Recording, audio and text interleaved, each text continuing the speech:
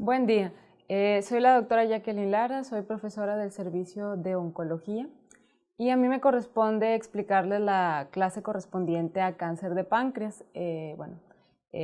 Ya saben que cualquier duda se pueden acercar conmigo al departamento, entonces daremos comienzo a la clase esperando sea de utilidad para ustedes.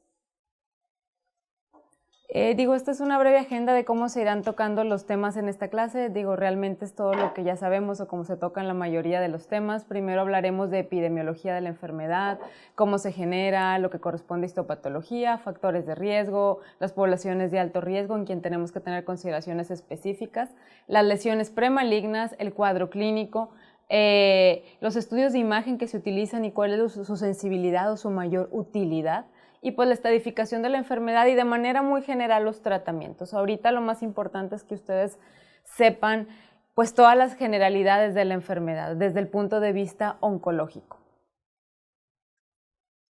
Pues como definición, pues sabemos que es la proliferación anormal de los conductos pancreáticos o páncreas exócrino.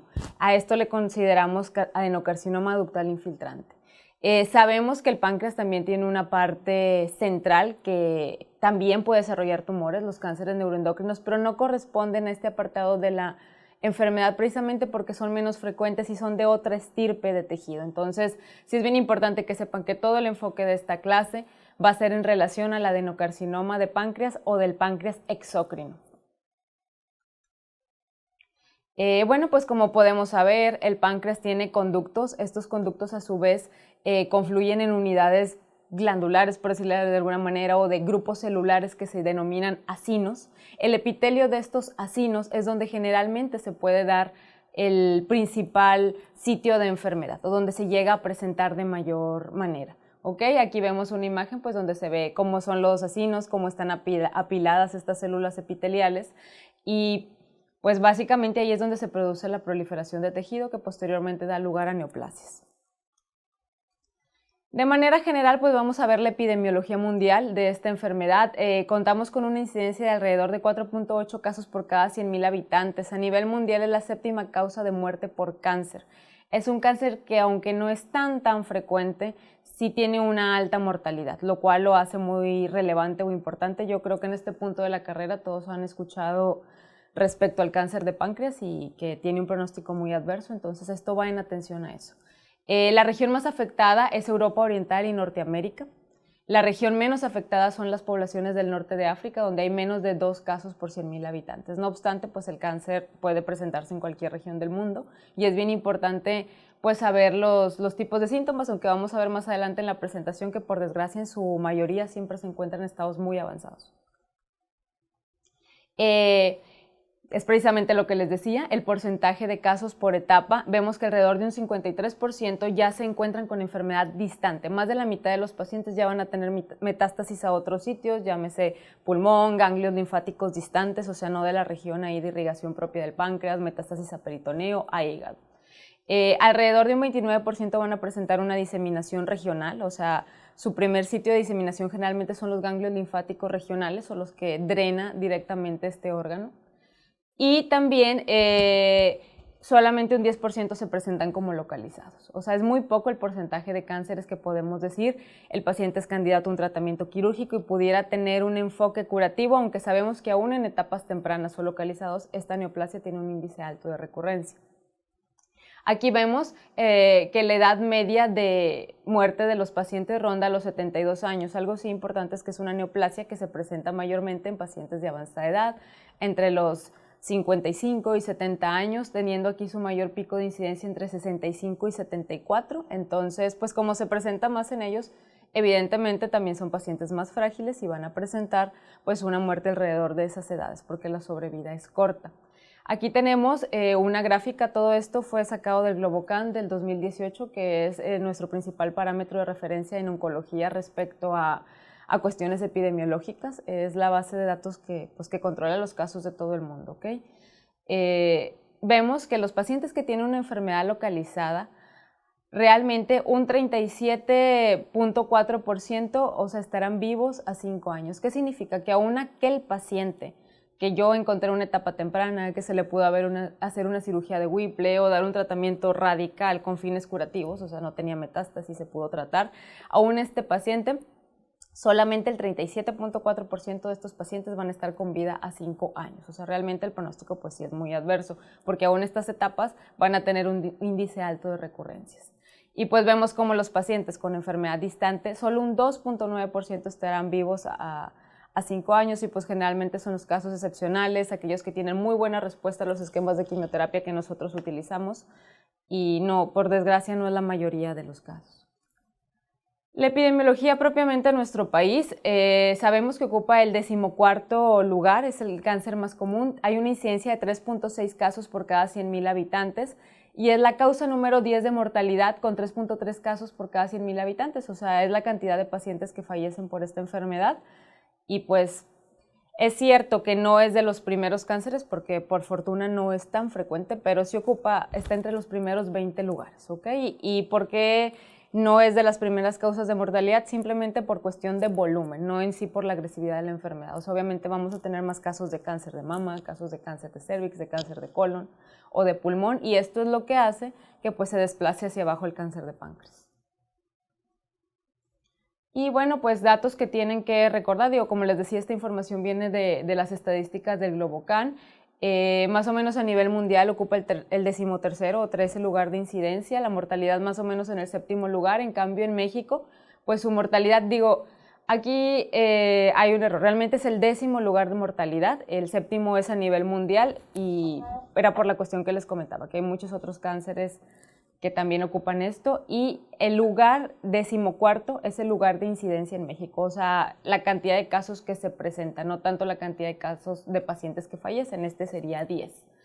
Y solo 8% tienen enfermedad localizada, ronda entre 8 a 10%, depende la serie, que de lo que ustedes lo revisen, pero sí, con que sepan que no más de 10 de cada 100 pacientes van a tener este cáncer detectado a tiempo, pues es importante que tengan ese concepto.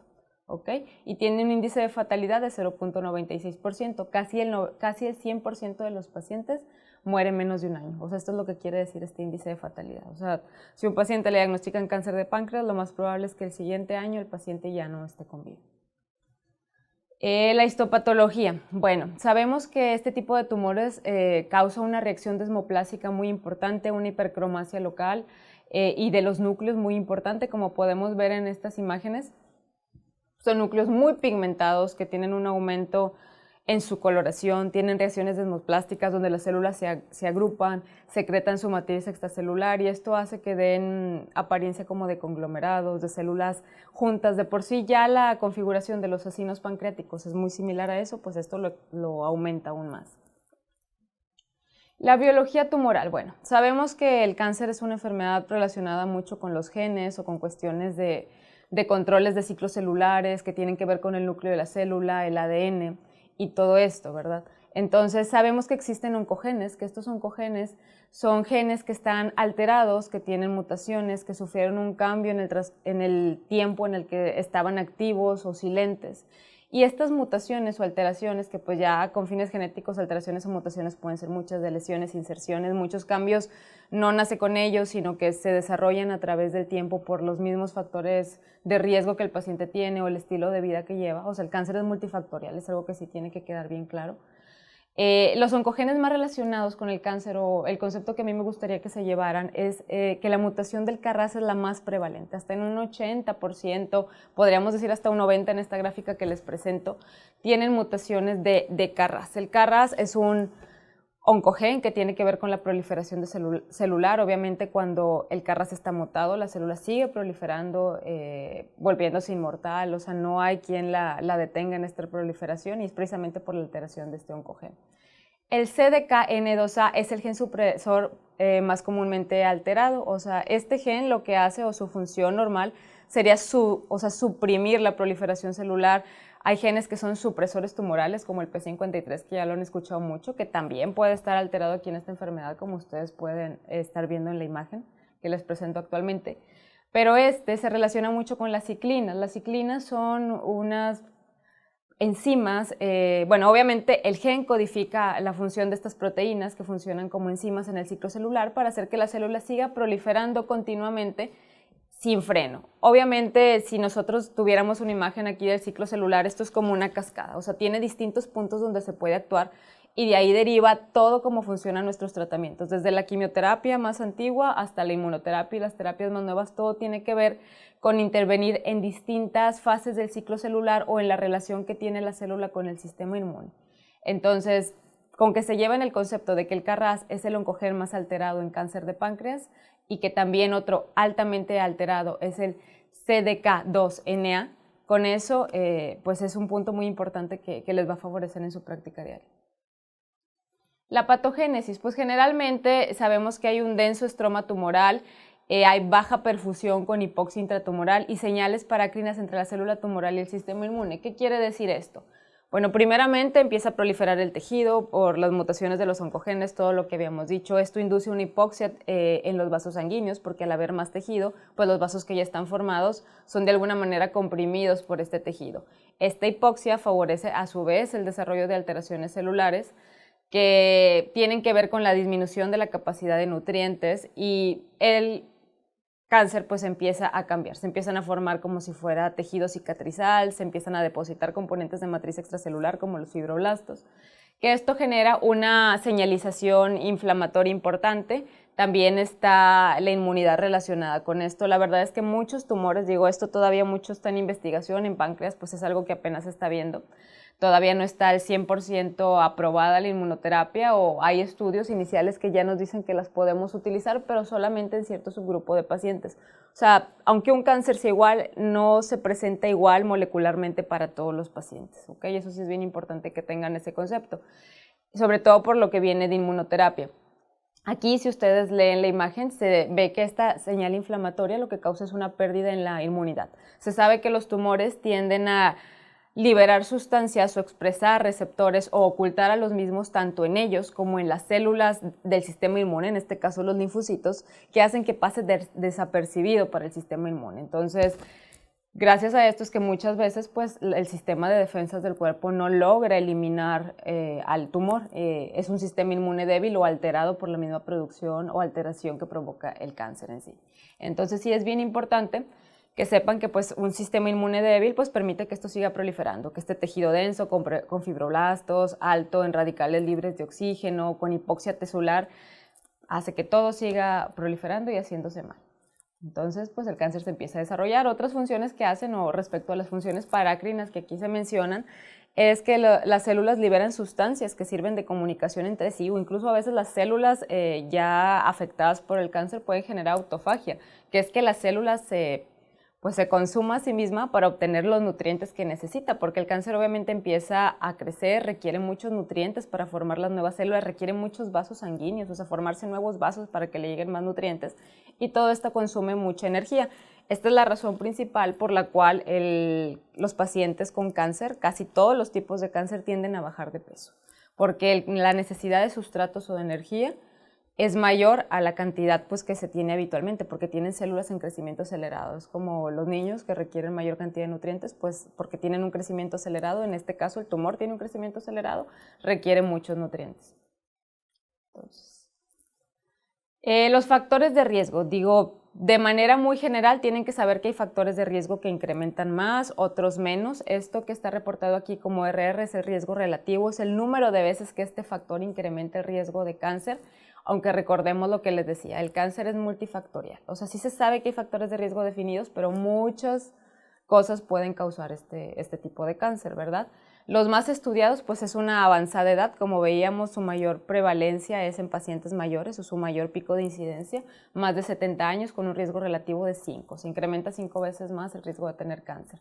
El género masculino, esto sí se ha demostrado en los estudios, que el ser hombre es un factor mayor para cáncer de páncreas. El tabaquismo, sabemos que el tabaco contiene muchas sustancias tóxicas que pueden causar alteraciones en los genes, o sea, mutaciones que están silentes pueden ser despertadas o alteradas, algo que se le llama epigenética, que son los cambios que sufre. O sea, nosotros podemos salir con una mutación, pero no estar activa o no saber en qué momento de la vida se va a activar. Y si tenemos un estilo de vida poco saludable, pues esto también interfiere, ¿verdad? La diabetes mellitus, últimamente ya sabemos más que la diabetes, todas las cuestiones de oxidación, de proliferación que tienen que ver con la diabetes, son desencadenantes de muchas neoplasias, por eso siempre hacemos el hincapié que si un paciente lo tiene, trate de no ser obeso, trate de tener su enfermedad siempre bien controlada, incluso pacientes con otros cánceres bien más indolentes, que tienen diabetes, les decimos, para que este cáncer no recurra, lo primero que usted tiene que hacer es mantenerse en un índice de masa corporal saludable y tener su glucosa bien controlada, estar en metas de control de diabetes. La colangitis esclerótica, pues esta es una enfermedad en la cual se caracteriza por inflamación crónica que genera esclerosis o cicatrización de los tejidos. Todo esto, todo lo que induzca proliferación, inflamación, siempre puede desencadenar mutaciones que probablemente ya estaban ahí silentes o que puedan ser de nuevo, y estas mutaciones hacen que la célula ya no pare su ciclo de proliferación y que se desarrollen tumores. Esta es la que está más asociada. Se fijan cómo comparativamente con las anteriores incrementa bastante el riesgo, o sea, se va hasta 14 veces más de riesgo. Y la pancreatitis crónica, esta es una enfermedad que generalmente pues a veces pasa desapercibida, los gastroenterólogos la ven, la tratan, pero a veces no están muy enfocados, o a veces otros médicos de primer contacto, en decirle al paciente que el tener una pancreatitis crónica pues amerita cierto tipo de vigilancia, ciertos puntos de datos de alarma, o sea que es una enfermedad que sí le puede conferir cierto riesgo importante pues para el cáncer de páncreas. ¿Por qué? Porque una pancreatitis crónica es la inflamación crónica del páncreas, o sea, su mismo nombre lo dice, o sea, el tejido está continuamente inflamado, tienden a recaer, y esta inflamación puede generar que haya alguna alteración ahí, que haya un punto de quiebre y que se desarrolle una neoplasia. Hay otros factores que ahora sí pues ya son más claros, o síndromes que ya están bien demostrados, que ahí sí no podríamos, pues ahora sí que buscarle un camino, casi es un hecho que el paciente tiene un riesgo muy alto de desarrollar la enfermedad. Sobre todo el síndrome de Peutz-Jeghers es una enfermedad donde los pacientes pueden desarrollar pólipos o tumoraciones en el tracto digestivo. Como pueden ver aquí, incrementa el riesgo relativo hasta en 100%, entonces bastante. O sea, un paciente que tiene síndrome de Peutz-Jeghers, vamos a ver más adelante que son pacientes que tienen que tener cierto tiempo de vigilancia especial, que a veces pues no sabemos. Y el interés de que ustedes sepan eso, pues es que ustedes, digo, independientemente de si van a desarrollar una especialidad o se van a quedar como médicos de primer contacto, tienen que saberlo, porque ustedes en su servicio social les va a tocar ver pacientes que a lo mejor no tienen los recursos como para haberse diagnosticado, que puedan tener síndromes, que les cuenten, no, pues yo ya tuve un tumor en el intestino y luego me dijeron que tenía otro en el estómago. Bueno, entonces puede ser este síndrome, hay que checar ahí sus antecedentes, a lo mejor ustedes no lo van a hacer en ese momento, pero ya le refieren a una clínica de prevención como la de aquí del centro universitario, algo para poder ayudar a ese paciente y hacer algo más, o sea, para prevenir, que es la mejor manera de evitar estos casos de enfermedad tan fatal. La pancreatitis hereditaria, o sea, pacientes que tienen historia de pancreatitis, que sus familiares también lo tuvieron, o sea, incrementa el riesgo relativo hasta 50 veces. Otros menos frecuente es la mutación de BRCA2, así como es muy sonado para cáncer de mama, también lo es para próstata, y en este caso también para páncreas. O sea, el tener el BRCA2, por ejemplo, si un paciente es hombre y dice, ay, por alguna razón me hice el BRCA y lo tengo mutado, pero no me importa porque a mí no me va a dar cáncer de mama. Número 1, a los hombres sí les puede dar cáncer de mama. Y número 2, se relaciona con otras neoplasias, como en este caso, pues tumores en próstata, tumores en páncreas. Síndrome de melanoma múltiple atípico, ese es un poquito menos frecuente, pero incrementa el riesgo relativo entre 12 y 20. Y ataxia telangiectasia, que es otra enfermedad pues, donde también se tienden a formar sobre todo lesiones vasculares que a veces involucran el sistema nervioso central, y también se puede relacionar con neoplasias de páncreas. ¿Okay? Bueno, o sea, este artículo, más que analizarlo a detalle, lo que quiero que les quede claro es que hubo pacientes de alto riesgo a los que se les analizó y se vio cómo les iba, cómo se les podía detectar o ayudar para ver, primero, de estos pacientes de alto riesgo que tanto desarrollaban la enfermedad. En este caso se vio que de estos pacientes pues sí había un alto índice de pacientes que desarrollaban la enfermedad. Miren, eran 92 pacientes y se encontraron lesiones intraductales del cáncer 82, o sea, realmente la mayoría de los pacientes sí podía tener la enfermedad porque son pacientes de alto riesgo. ¿Qué pacientes eran?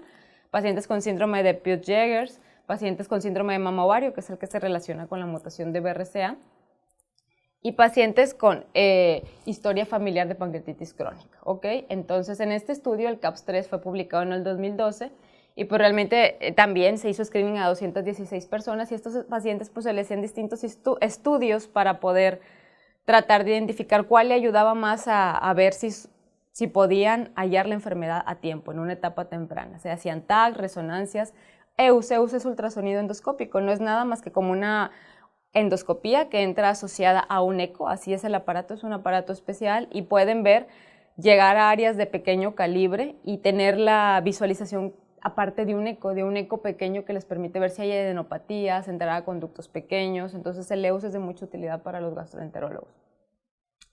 Y bueno, pues se vio en este caso que las lesiones menores, o sea, en los pacientes que tenían lesiones pequeñas menores de 1 centímetro, 11% fueron detectadas por TAC, 33% por resonancia y 36% por EUS, o sea, lo cual vemos que el EUS pues sí tiene una mayor sensibilidad para este tipo de lesiones así pequeñitas que probablemente pudieran no ser visibles por un TAC o por una resonancia. Entonces, de todo esto lo importante con lo que quiero que ustedes se lleven a casa es que en estos pacientes que tienen alto riesgo, historia de pancreatitis crónica, síndromes genéticos poco frecuentes como Peutz-Jeghers o síndrome de mama ovario, hacerle la recomendación. A lo mejor no se van a acordar ustedes que se tiene que hacer un ultrasonido endoscópico, pero con que sepan que este paciente tiene algo raro, esto le puede dar un cáncer de páncreas, que es una enfermedad muy grave, lo voy a mandar a la clínica de prevención, con eso yo creo que están haciendo una labor excelente. Ya si quieren ir un poco más allá, los estudios más recomendados en base a esta evidencia que les presento aquí es realizar un EUS o una resonancia magnética contrastada anual después de los 50 años. O sea, ¿por qué? Porque es un cáncer que se presenta a edades más avanzadas y que así son los estudios que mostraron un índice de detección en lesiones pequeñas, lesiones menores a 1 centímetro. ¿Okay? Bueno, tenemos algo que se llama neoplasias mucinosas papilares intraductales, que son esos que ponían ahí como IPMN. Estas neoplasias pues se originan de los conductos pancreáticos, pues generalmente tienen que ver en gran manera con mutaciones en los oncogenes, como decíamos, sobre todo el KRAS, pero también puede haber otros oncogenes como el otro que mencionamos que es el CDK2N, el P53 que es un supresor tumoral y el SMAD4. Entonces, la incidencia actual es desconocida debido a que en muchos casos no se reportan, o sea, como son pequeñas, cursan asintomáticas, no todas malignizan, pues muchas veces el paciente ni se da cuenta, o cuando se da cuenta, pues es cuando ya tiene un tumor que le dio síntomas, que ya, pues desgraciadamente está en una etapa más avanzada. Generalmente lo que se piensa es que rondan alrededor del 3% de la población general y que se presentan alrededor de la quinta y séptima década. El riesgo de transformación maligna es hasta un 70%. O sea, sí es importante saber que existen, saber que se relacionan con la mutación de los oncogenes y pues que en pacientes que tengan poblaciones de alto riesgo, pacientes ya mayores, pues sí sería conveniente a lo mejor buscar esto, ¿verdad? O si vemos una lesión en el páncreas, pues estudiarla, hacerle lo conveniente. Vamos a ver aquí que pues el abordaje es diferente dependiendo de la lesión premaligna que podamos tener, ¿verdad? El estudio de imagen es el primer estudio para abordaje cuando hablamos de imagen y queremos visualizar bien páncreas, sobre todo lesiones pequeñas, es la resonancia magnética. Sobre todo en este tipo de neoplasias que son intraductales y que son pequeñas, hay que detectar si están en las ramas y si las ramas están comunicadas con el conducto pancreático principal, debido a que esto podría conferir un mayor riesgo de malignidad. O sea, que esté en la rama y que esta rama se comunique con el conducto principal hace que sea más maligno. Los predictores de malignidad de esta lesión, porque obviamente pues si el gastroenterólogo, que es quien generalmente empieza a analizar a los pacientes por esto, y generalmente son hallazgos porque rara vez dan algún síntoma, pues ya está viendo la lesión el gastroenterólogo y tiene que ver qué criterios van a hacer que esto le haga sospechar algo maligno o resecarlo o querer ir a biopsiarlo.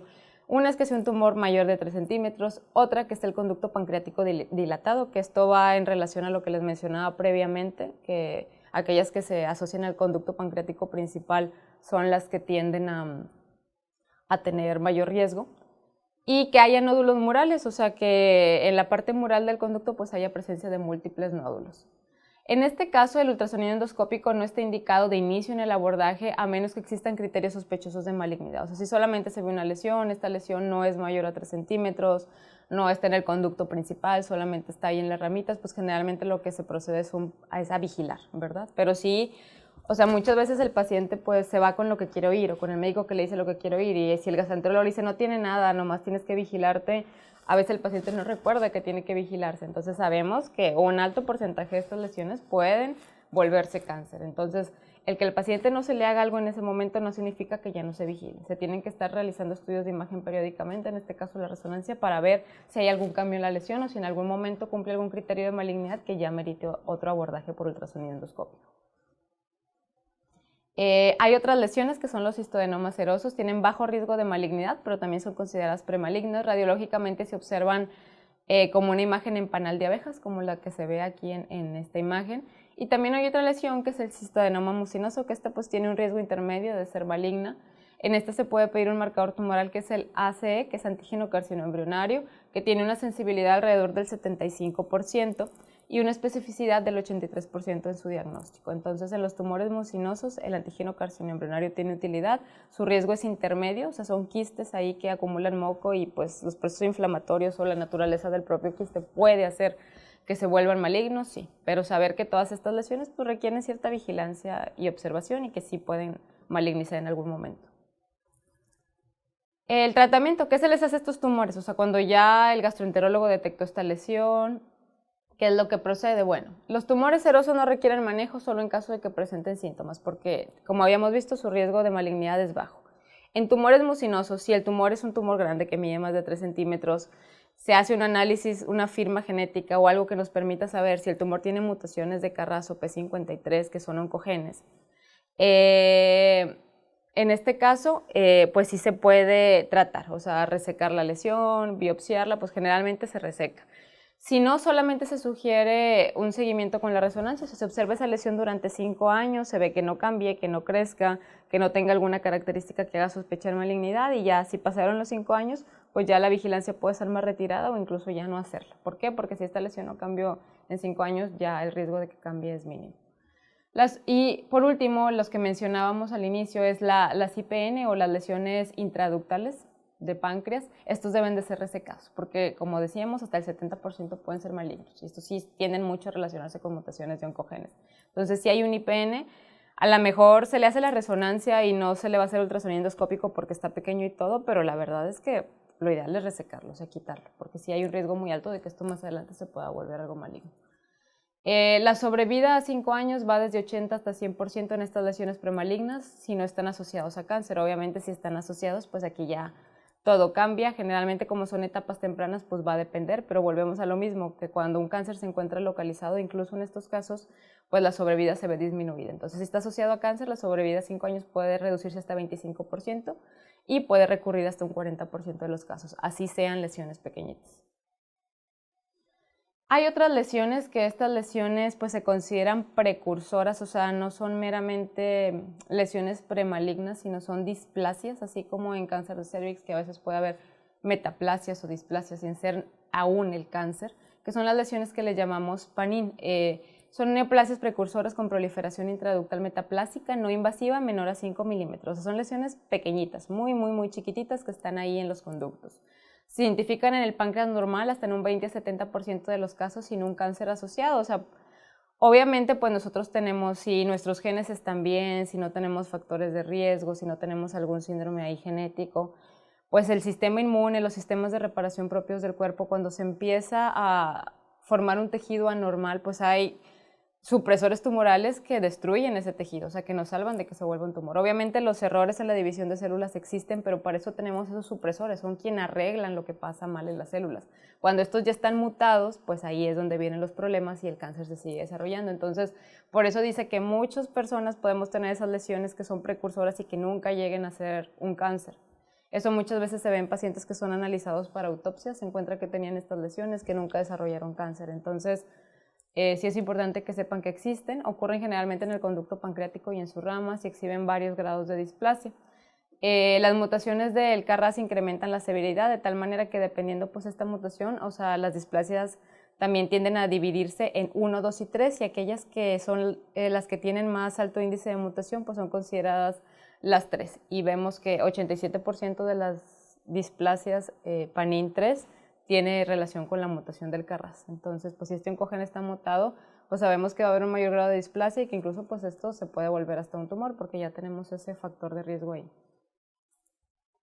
¿Cuál es el manejo de estas lesiones? Generalmente no presenta síntomas, se encuentra incidentalmente, como les decía, a veces en autopsias, a veces en pacientes que se operan por otra cuestión, por un pseudoquiste, por cualquier cosa y se topan ahí con una lesión.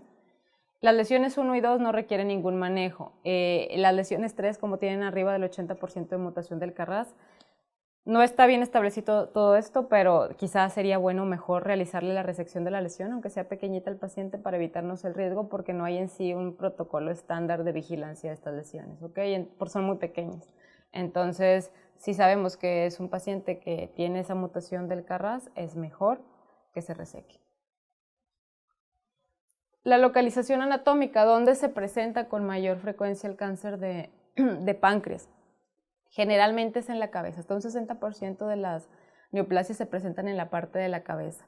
Por eso un síntoma fundamental cuando incluye la cabeza del páncreas, como sabemos, ahí está el conducto pancreático que se une a los conductos biliares.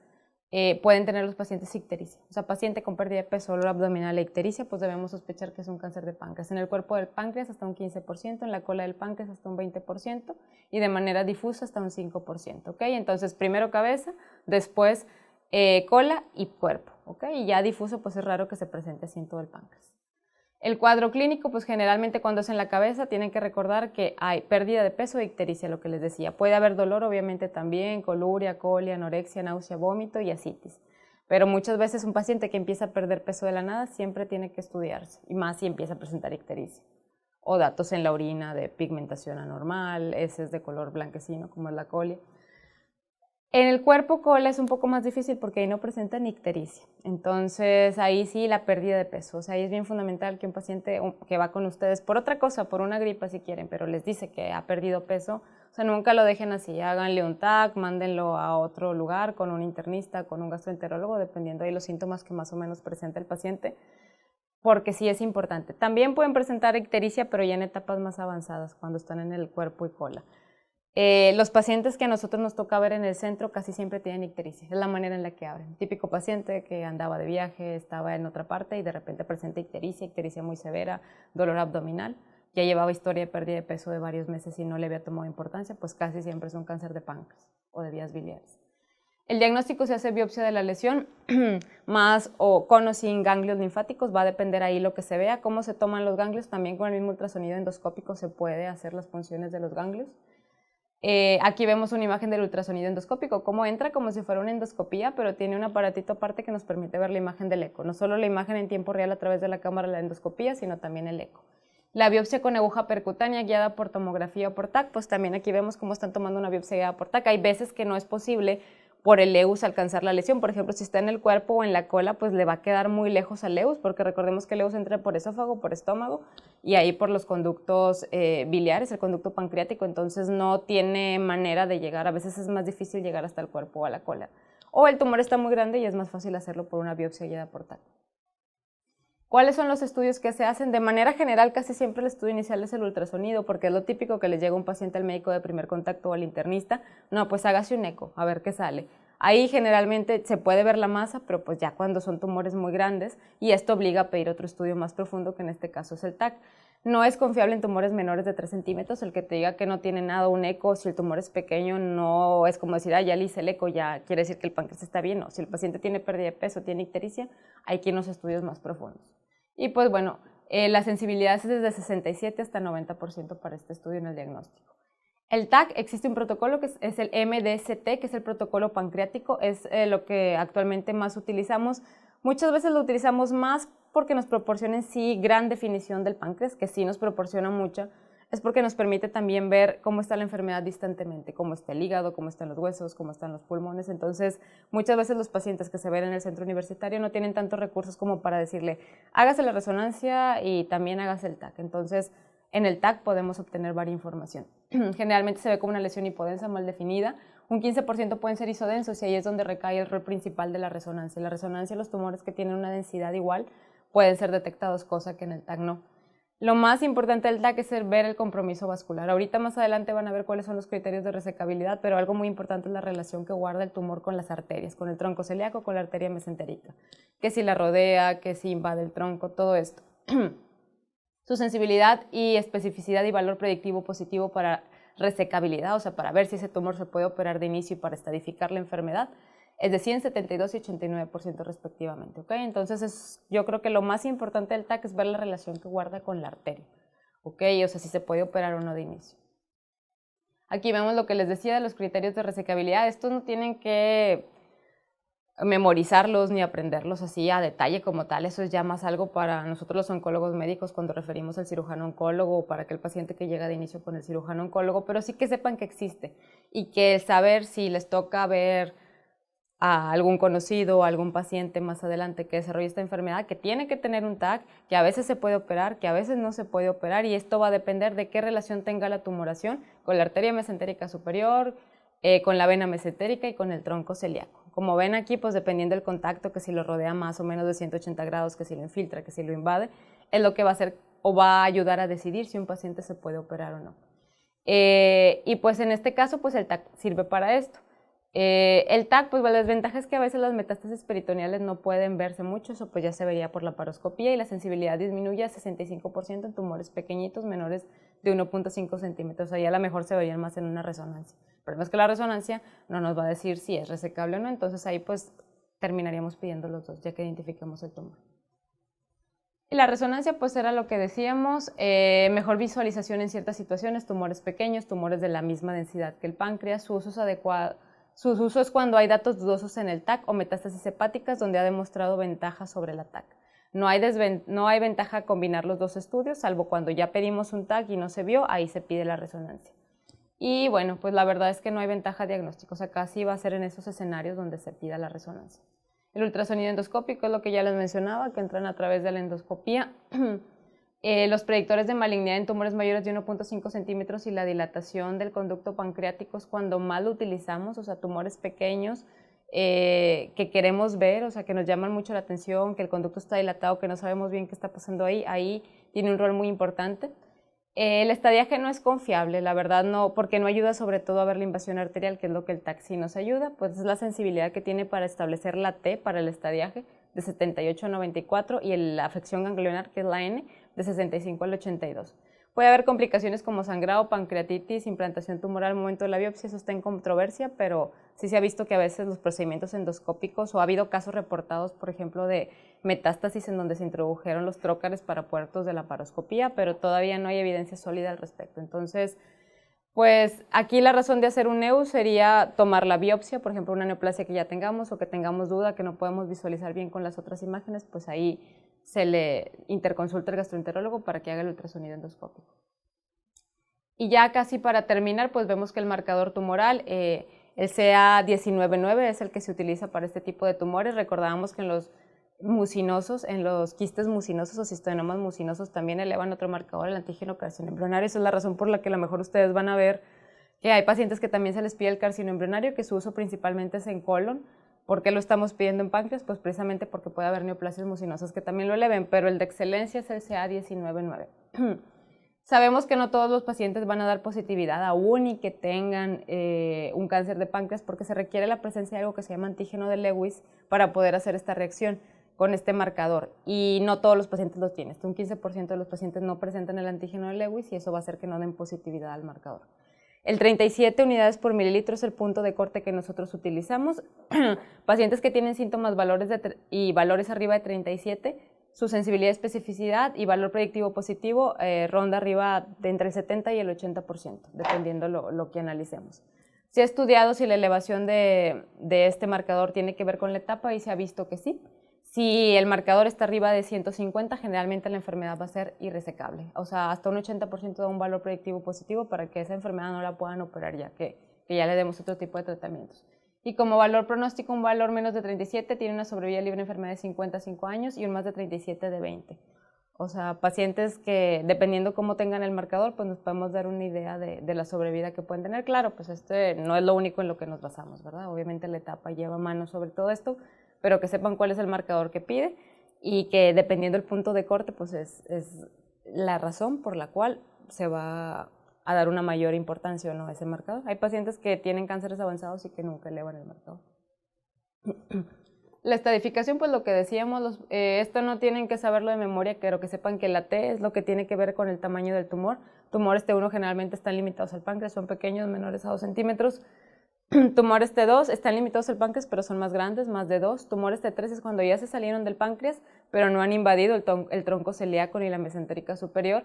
Y T4 invaden ya el tronco celíaco y la arteria mesentérica superior. Generalmente son, aunque sean etapas 3, ya son irresecables. ¿Okay?